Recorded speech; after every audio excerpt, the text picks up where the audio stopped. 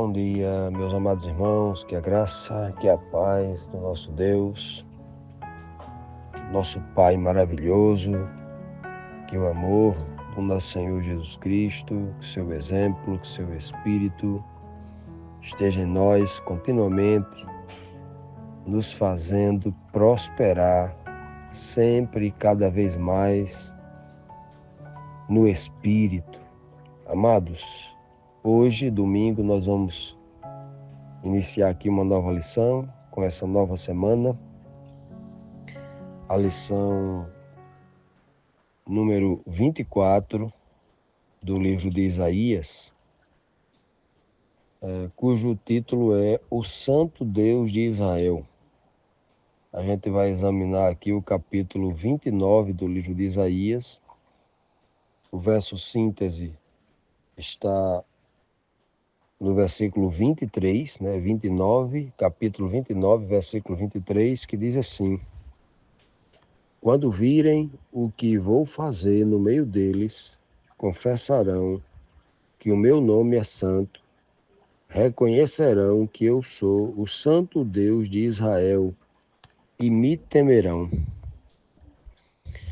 Se nós olharmos para esse verso aqui isolado, a gente ou tirar conclusões precipitadas, baseadas nos primeiros versos do capítulo 29, certamente a gente pode enxergar Deus como um Deus tirano, que as pessoas o temem, no sentido da língua portuguesa, temer, no sentido de ter medo, por ser um Deus tirano, um Deus vingativo, um Deus, que usa a violência para que as pessoas o temam, assim como foram muitos dos grandes líderes que conquistaram o mundo, Assim como os Césares, como foi com vários líderes, do mundo todo, o Nabucodonosor, o Alexandre o Grande, Ciro, Gengis Khan, Suleimane, Áquila e tantos outros homens, líderes, que eram temidos porque eram muito violentos. Mas com Deus é diferente. Nós vamos ver aqui que Deus é temido não por causa da violência. É verdade que no capítulo 29, nós vamos ver aqui que o Senhor permitirá que os homens coloquem a sua violência para fora contra o povo de Israel, o povo de Deus, que haviam abandonado a verdade, escolhido o caminho da idolatria, o caminho da desobediência, e por isso eles iam experimentar o fruto da violência em suas próprias carnes, em suas próprias vidas, é verdade. Mas será que Deus, quando diz que eles me temerão, seria por causa do chicote? Seria por causa da violência, do derramamento de sangue, de muitas mortes que ocorreria lá em Jerusalém? Seria por isso? Fiquemos aqui e estudemos com cuidado todo o capítulo 29 para entender como é que Deus faz um povo lhe temer. Se é pela força, se é pela violência ou por outros meios. Quando é que o povo sabe realmente que o nome de Deus é santo? Quando o povo reconhece que somente Ele é o Santo de Israel. Quando é que o povo realmente o teme? Vamos então, meus amados, aqui para a nossa primeira pergunta da lição desta semana. A primeira pergunta diz assim: que lamento faz o Senhor sobre Jerusalém e por que ele faz esse lamento? O verso aqui é o versículo 1 e 2 do capítulo 29, diz assim: Ai de Jerusalém, o altar de Deus, a cidade onde o rei Davi armou o seu acampamento. Deixem passar alguns anos com as suas festas religiosas. E então Deus castigará a cidade que se chama o altar de Deus. Os seus moradores chorarão e se lamentarão. A cidade ficará parecendo um altar coberto de sangue. Amados, o altar, quando o Senhor chama aqui Jerusalém de o altar de Deus, o altar aqui está no contexto de adoração, de temor, de obediência. Tem todo um contexto aqui de santidade. Porque assim como havia o altar do Senhor, havia muitos altares na terra dedicados a ídolos que não viam, que não falavam, que não sentiam, ídolos que até hoje, né, se cria aos borbilhões, aos milhares, né, porque nós temos muitos ídolos hoje. Eu digo nós aqui, eu digo a humanidade, né? Os seres humanos têm muitos ídolos. As pessoas têm tantos ídolos que às vezes até elas mesmas são os seus próprios ídolos, né? É muito triste a cegueira espiritual na qual se meteu o mundo. E no tempo aqui de Isaías, era muito fácil encontrar altares, né? Muitos altares. Tinha nações que tinham dezenas de altares dedicados a muitos deuses, né? A Bíblia cita muitos deuses, né? Muitas falsas divindades. Falsa porque não eram Deus, nunca existiu isso, né? Era um mito criado da cabeça do homem, transformado ali em uma determinada imagem de ferro, de barro, de madeira, né? E eles criavam esses ídolos. A Bíblia diz que faziam ídolos de todas as coisas, todas as espécies de criaturas que haviam na terra, no céu, né? Eles faziam ídolos de uma rã, de uma águia, de um touro. Então, animais da terra, do mar, do céu, eles faziam de tudo. Adoravam tudo. Os astros do céu, a lua, o sol, adoravam tudo. E a Bíblia cita alguns, por exemplo, né? A Bíblia fala muito de Baal, já no tempo de Israel, né? Do reino de Israel. Tem muito Baal, né? O Deus que tem origem lá na Assíria, né? O Deus sírio, né? Muitos outros, né? Como, né, Horus lá no Egito. Temos Moloque, Milcom, Astarote, Quemós, Áxera.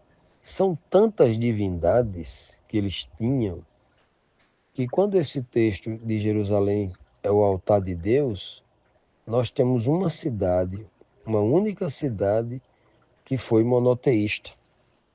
Monoteísta absolutamente, né? E o Senhor diz até como isso começou a se desenhar. Quando Davi armou as suas tendas, né? Ou a sua tenda no singular, ali naquele lugar. Quando ele conquistou e expulsou os jebuseus lá daquela terra e tomou, né, pela promessa de Deus, para que aquele lugar, aquele monte, o Monte Moriá, onde muito tempo atrás o Senhor já tinha pedido que Abraão fosse lá para ali sacrificar Isaque, o filho da promessa, porque seria ali, naquele lugar, aonde o Senhor iria enviar o Senhor Jesus Cristo para que ele ali, naquele lugar, fosse julgado, fosse sentenciado à morte, né? O fato de Jesus ser morto lá fora, no Monte do Calvário, não significa exatamente que o principal da morte tenha sido ali.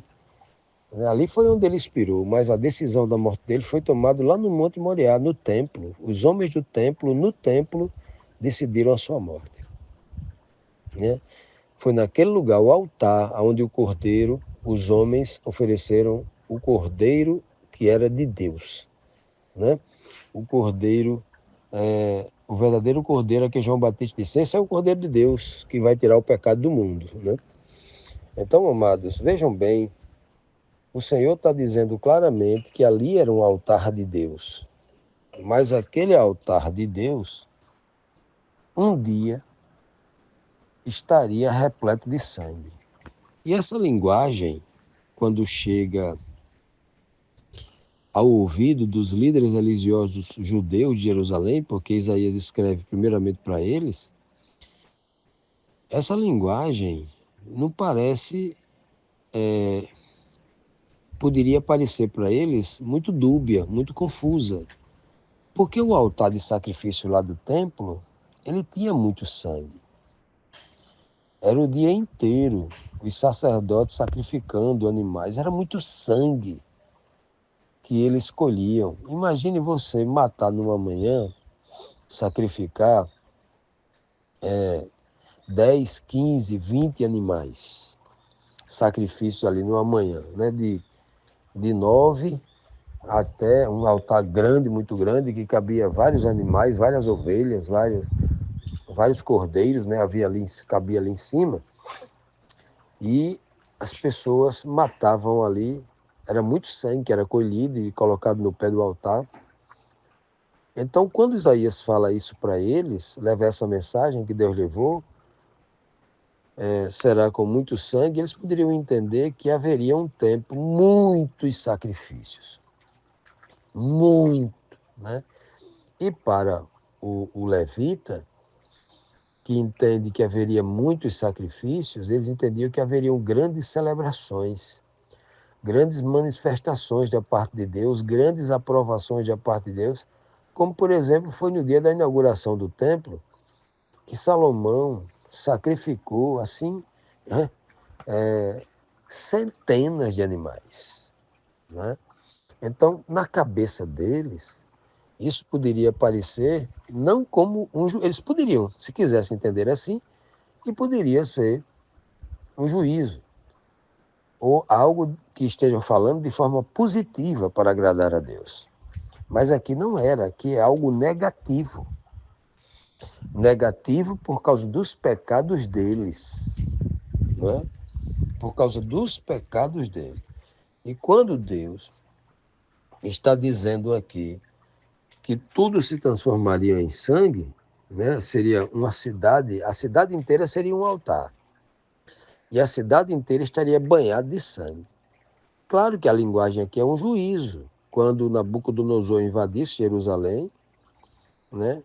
E matasse ali muita gente, seria muito sangue espalhado por toda a cidade, era muito sangue derramado. Claro que a linguagem também e principalmente se refere a isso, né? O altar de Deus, num âmbito mais amplo da compreensão disso, é este planeta Terra, porque Deus quem criou esse planeta Terra. Deus criou o planeta Terra perfeito, com seres criados por eles para viver eternamente. Deus criou Adão, criou Eva e entregou a eles a administração desse planeta. E aqui seria o altar de Deus, né? O altar onde ninguém necessitaria morrer, nem matar.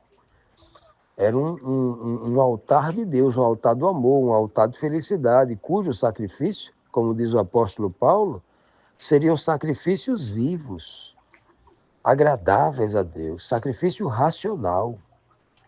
Olha que coisa linda, né?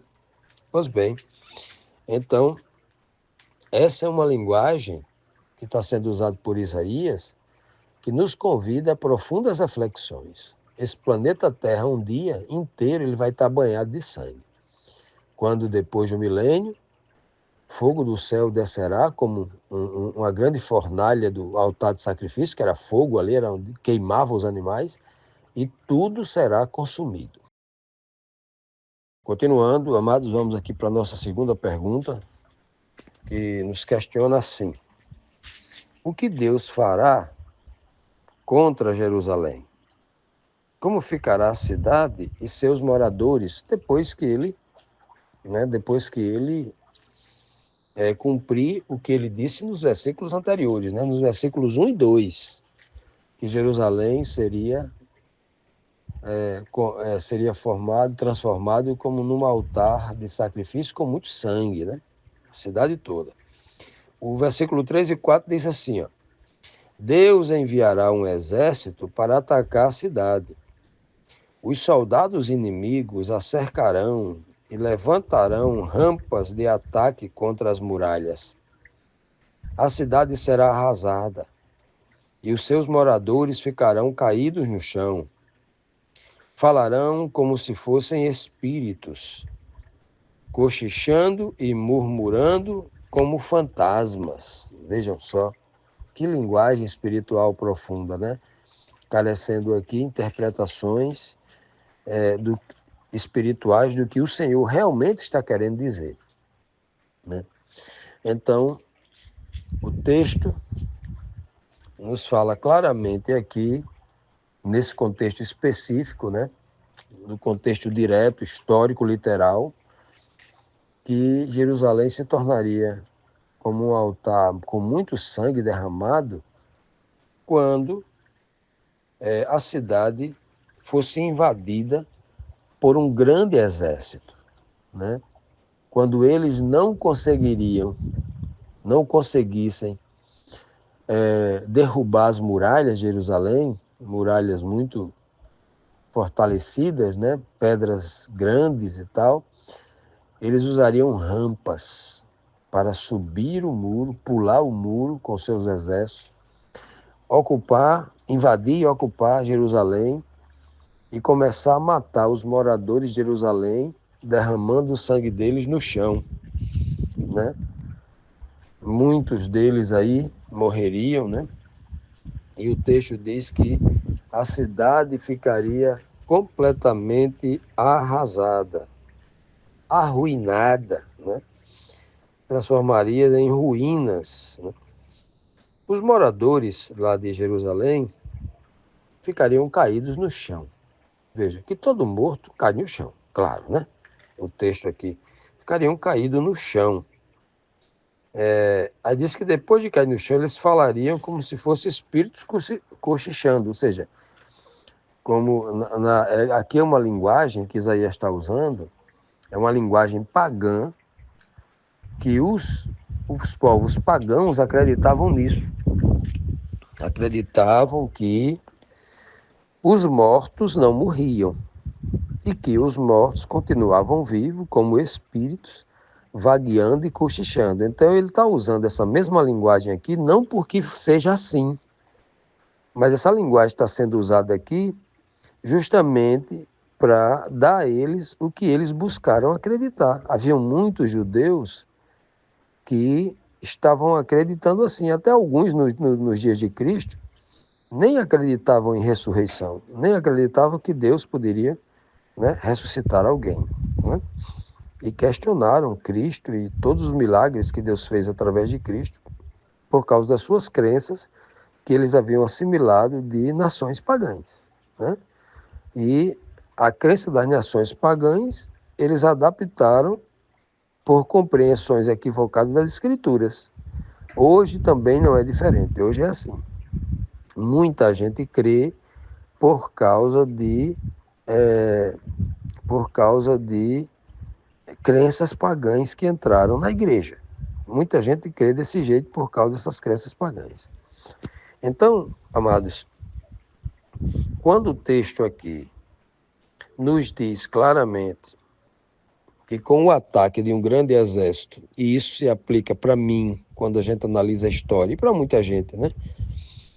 Que aqui é uma fala direta, né? 200 anos antes, cento e poucos, 200 anos antes, da grande invasão do exército caldeu, do exército babilônico, né? Sob o comando de Nabucodonosor, que realmente arrasou Jerusalém, matou muita gente, né? Mostra aqui claramente que inclusive as pessoas que restaram, né? Os que restaram realmente é que ficaram vivos como se fossem zumbis, como se fossem fantasmas, porque quem ficou em Jerusalém? Os pobres. Quem é que vai limpar Jerusalém com tantos cadáveres ali? Quem é que vai enterrar tudo isso? Quem é que vai fazer isso? Ora, Jeremias ficou lá em Jerusalém com os pobres, foram os únicos que ficaram, que herdaram os cadáveres, herdaram o sangue, herdaram a ruína, herdaram toda aquela desgraça, né, para que ficasse bem claro na mente deles o que eles haviam escolhido. Ora, eles tinham a proteção de Deus. Nenhuma nação, por mais poderosa que fosse, jamais poderia conquistar Jerusalém, estando Deus como guarda de Israel, como o Senhor dos exércitos, como grande protetor.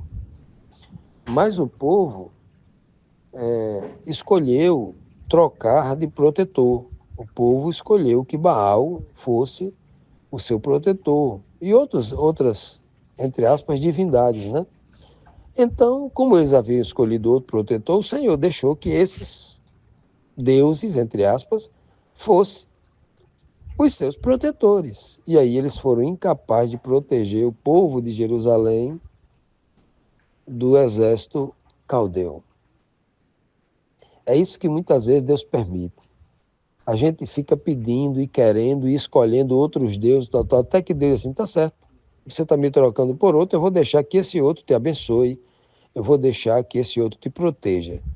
Se ele não for capaz de te proteger e você colher apenas muito sangue derramado, talvez você aprenda a lição. É o que Deus faz.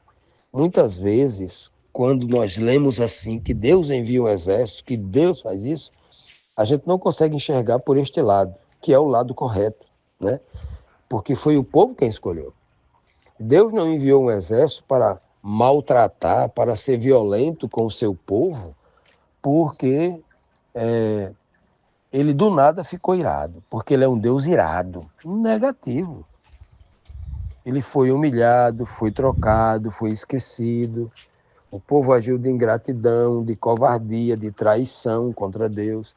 E agora estão colhendo seus próprios frutos.